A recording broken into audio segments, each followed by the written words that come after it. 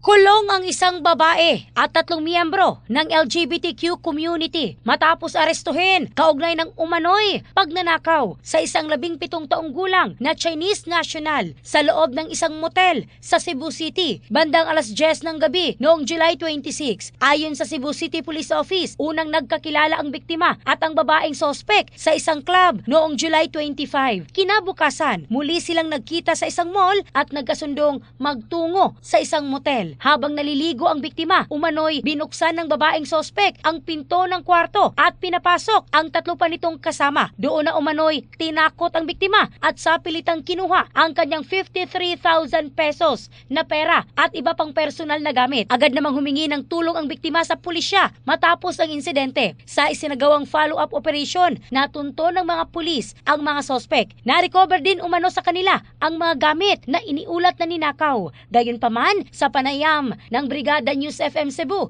itinanggi ng isa sa mga sospek ang akusasyon, kabilang ang umano'y may dala silang kutsilyo. Sinabi ni Police Lieutenant Colonel Franco Rodolfo Oriol, Deputy City Director for Administration ng CCPO, na posibleng modus ng grupo ang pakikipagkaibigan sa mga posibleng biktima sa mga mall at club bago dalhin ang mga ito sa motel o hotel at saka umano'y pagnakawan. Pinaniniwalaan din ng pulisya na maaring mayroon pang iba, lokal man o dayuhang biktima, kaya't hinihikayat ang mga posibleng na biktima na magtungo sa kanilang himpilan upang magsampa ng formal na reklamo. Patuloy ang investigasyon ng pulisya.